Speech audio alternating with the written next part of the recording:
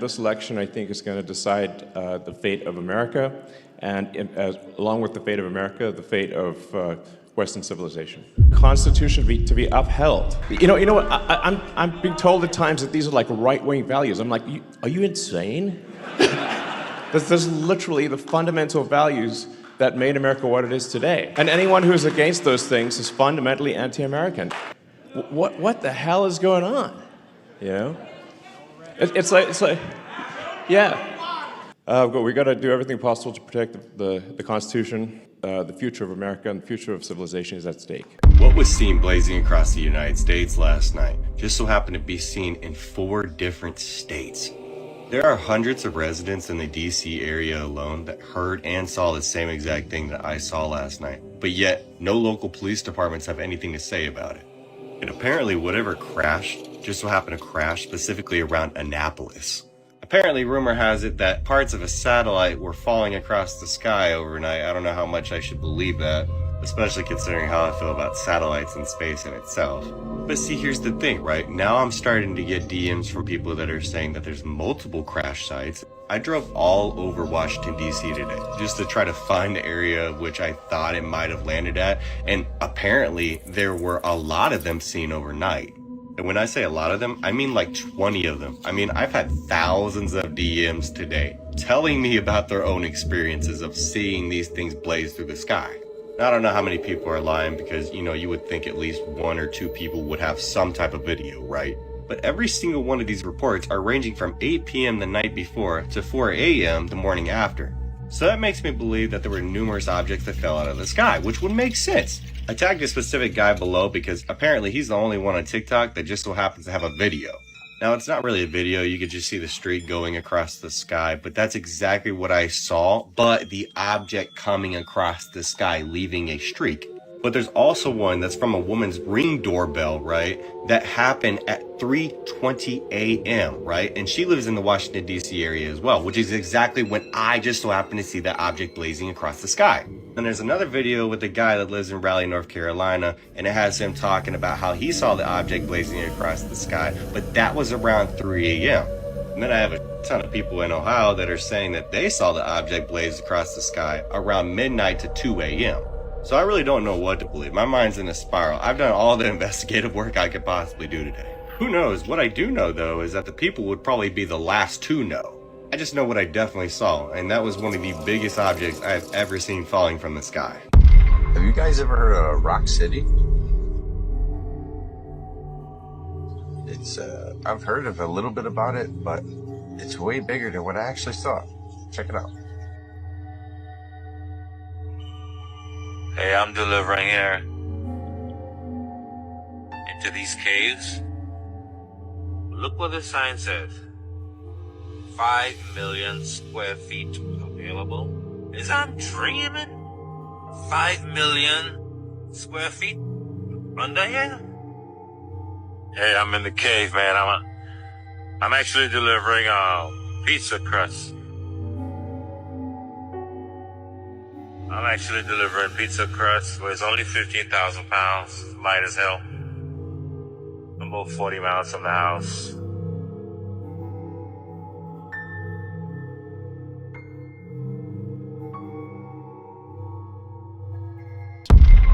I had to become a Freemason because you can't get involved in Satanism on the hardcore level without first being a Freemason. That was my official shrine portrait, which they took as part of my initiation. I was ready to become involved in hardcore Satanism. What did that mean? Well, that meant I had to sell my soul to the devil. I had to sign my name on the contract in blood. I had to sign my name in the black book. You gotta understand something. The satanic doctrine here is that hell is not what we believe it is, or what the Bible teaches it is. The satanic doctrine is that hell is this incredible party, and it's party hardy time. And before I could get onto the priesthood of Satanism, excuse me, I had to get 7 people to sell our souls to the devil. The other thing I had to do, and this might astonish some of you, is I had to become a Catholic priest. I had to go back to my original vocation, because you cannot be a satanic priest unless, first of all, you're a Catholic priest. And if that surprises you, I just suggest that you go and you read some of the medieval literature. You'll see that that is in fact the case. Jonathan Howard, who is a guardsman from Florida, and you might recognize him because he's been on Fox News quite a bit the last couple days, went on a podcast with the Sean Ryan Show to talk about Kamala Harris's response to the hurricane. And you gotta hear what this dude's got to say. I started getting a lot of messages, like to my Instagram, from like actual like aircraft commanders, like squadron commanders. No kidding. I had a squadron commander from North Carolina reach out to me. They had to load a C-17 full of supplies just to take a photo op for Kamala, and they never sent the bird. Wait a minute, what? They loaded an entire C-17 full of supplies for the hurricane victims just for Kamala to go there, take a photo, take a video, and they never sent the C-17. It was just a full, yeah, that was a National Guard, North Carolina National Guard unit. That was a 06 that reached out to me.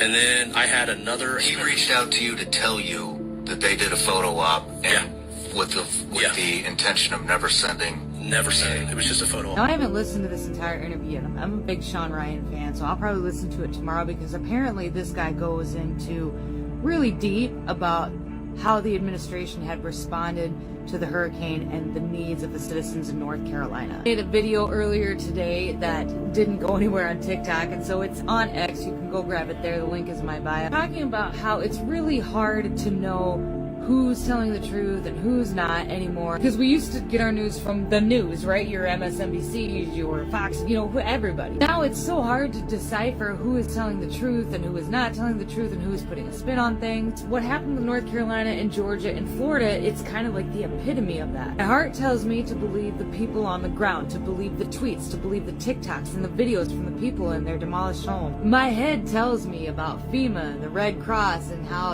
historically they've been kind of useless when it came to natural disasters, like media and the establishment and the governors and the presidents, and everybody's out here trying to tell us that they're all doing this wonderful job and they're sending aid, and no, $750 is just a quick payment. They're gonna get more. I think I believe the people, right? I know that people do things for clicks, likes, and shares, and they rage bait, and but I think in this circumstance, and there was so much of it, like so many different perspectives of people who weren't getting help, who still aren't getting help, that I'm going to lean towards the people on this, probably once again. Bad.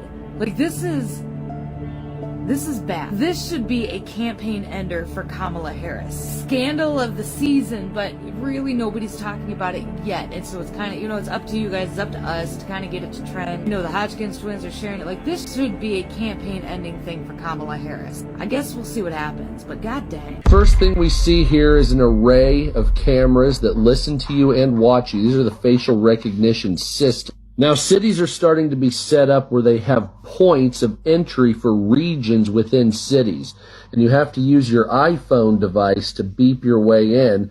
And the pad on the top there shows your face. It's facial recognition. So it opens the doors and things like that for you if it matches your face or if you don't have any problems. But if you are wanted by the police or something, these will lock you in so you can't move from region to region. Or if you use too much carbon. As you can see, this woman takes off her glasses, and that little device that looks like an iPhone, but it's actually a retina scanner or a facial scanner, picks up your face, and then it'll let you through. And then here's an example of how that works.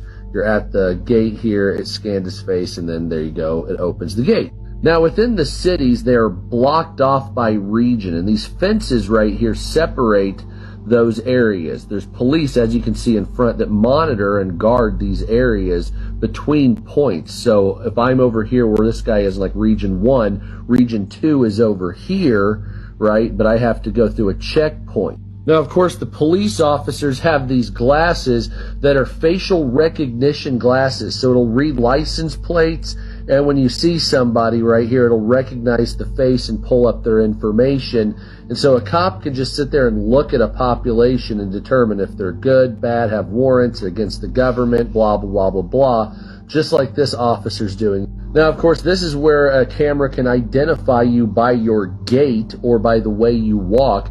This determines how a person walks, and they can set up a profile based on the way you move and walk with your facial recognition, meaning you can be watched at all points. So this guy right here, I'll spare you the details, but basically what it is he's reading this and he can't travel on high-speed rail because his credit score, his social credit score is so low. So what he had to do is volunteer and do a bunch of other to raise his social credit score. So he was going to take a trip that would take 3 hours on a high-speed rail, but because his social credit score was too low, he had to take a bus, which took 10 hours. But then coming up here, he donated and did charity work, and now he says at the end he can live like a real person. And then here's footage of the grocery store in Canada. They've put these cameras, these facial recognition cameras, in the grocery store to determine what you're buying and if it's good for the environment or not, as far as I can tell.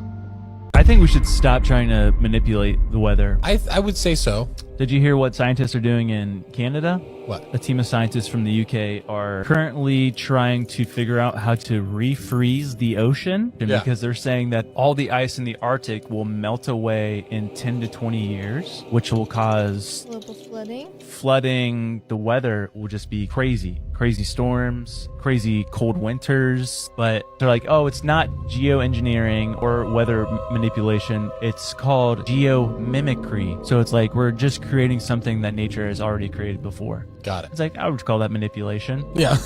Cloud seeding is the same concept. Yeah, you could say that about done that. You could say that about cloning. Just because it did exist doesn't mean I want it to exist again. You know what I mean? Like, you want a T-Rex in your backyard? Kinda. But you know something that'll be really cool to see is what it's like underneath. Yeah. Because it was a jungle at one point, they speculate. This is the Arctic up top. I don't know the difference. Antarctic, bottom. Which one was a jungle? Bottom? Bottom. Bottom. What's up top? Arctic. Where are all the mysteries? Both. It's been 19 days since my hometown, Swannanoa, North Carolina, and surrounding areas were hit by the storm Helene. I know we've pretty much made it out of the news cycle, and a lot of people think things must be okay there now. Take a ride with me and let's go look just to see how normal things are here in Swannanoa, North Carolina, 19 days after Helene.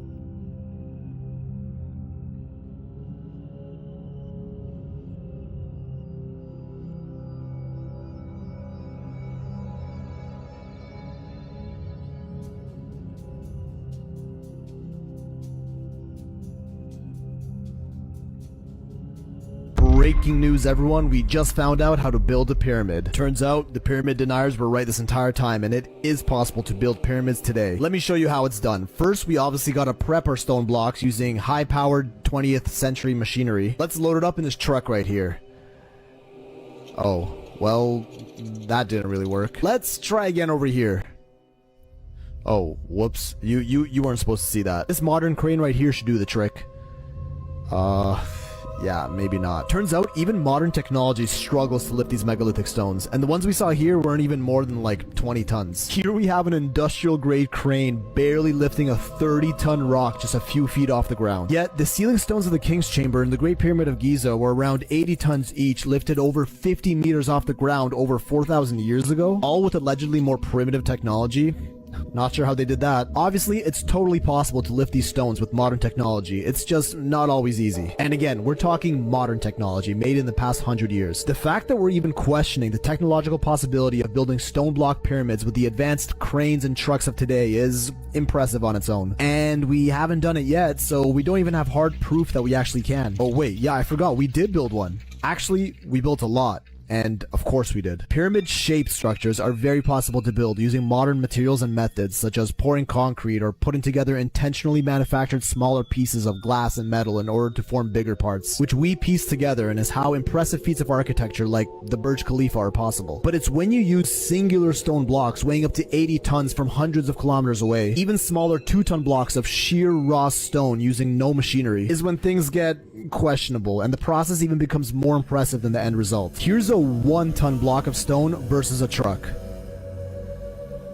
Yeah, that shit is heavy. So instead of completely shutting down speculation on how these impressive structures were made, maybe we should be asking ourselves, what lost technology did our ancient ancestors have? The deception is done through the manipulation of words and language.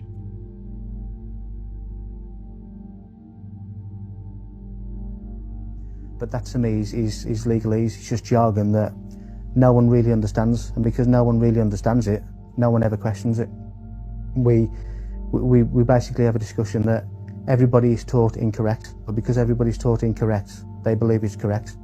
Legalese is a whole language of its own. It's a complete legal jargon that's not really designed for anybody to understand it other than those that are supposedly supposed to be enforcing it. And it's something that's so complicated that not even police officers understand what they're saying. What is wonderful is that they create their own language called legalese, and it has a completely different interpretation from English. You know, we're supposed to have you know, this of understanding that we were within the law, and yet they're not even using the same language as we are. The easiest way to understand legalese is to realize that there are many English words that have more than one meaning, depending on whom you are talking to. If I were to ask you what a person was, you'd probably say a human being, but that's you or I. If you were talking to someone in the law society, i.e. a police officer, lawyer, judge, etc., they have a different dictionary to you or I, and person could mean company or corporation, i.e. the legal fiction.